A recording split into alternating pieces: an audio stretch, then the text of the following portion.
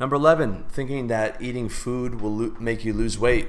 The only way to lose weight is through a caloric deficit. That means either eating less or moving more. There are no weight loss foods.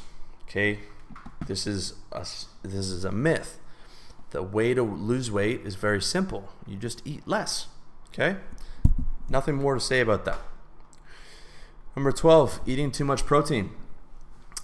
As I show you in the article and in a number of different articles, you don't need that much protein. Okay, there's even a great book on it called by Brad Pilon, called How Much Protein Do You Need? And I'll save you from reading the book. He says about 70 to 120 grams. And in all the studies I've shown, they're about the same. 1988 study by Wahlberg et al. Said you need 0.73 grams is sufficient for nitrogen balance.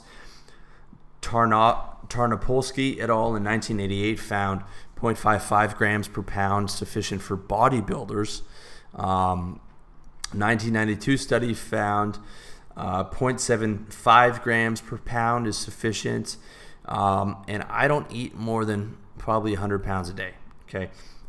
The way to get bigger is not shoving 250 grams of protein down. It's by maxing out your genetic potential through getting stronger. And after that is through using steroids. Okay, I've tried both.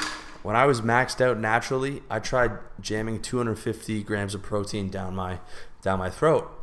All I got was indigestion. I would wake up with heartburn where I felt like I was having a heart attack.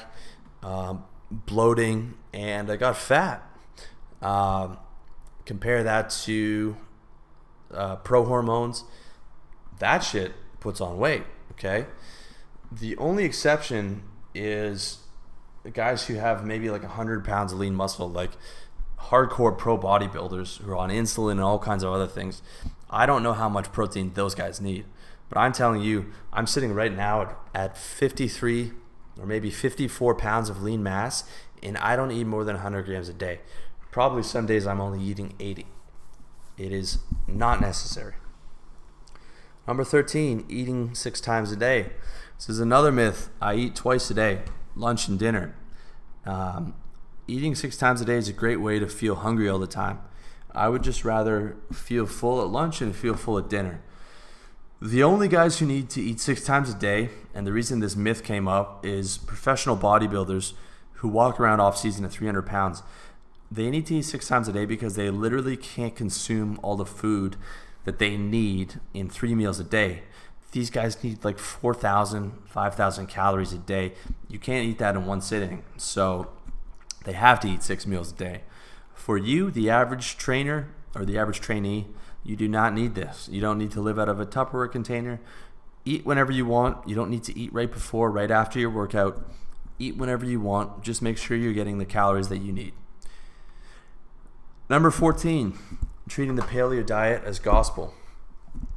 Now, the paleo diet, for those of you guys don't know, is based on what our ancestors ate in the Paleolithic period, which would be meat, vegetables, and nuts. And that is an absolutely great base for you. I highly recommend you use that as a base, and if you have the discipline and you enjoy that diet, then that's terrific. But it is not gospel, okay? Coconut milk, a big staple of the paleo diet, destroyed my gut and was part of the reason I was getting those insane cases of heartburn, because I'm allergic to coconut milk. Paleo diet also advocates a lot of saturated fat, and it's true that saturated fat is fine in moderation, but tons of saturated fat is not good for you. And you can ask any cardiologist on this.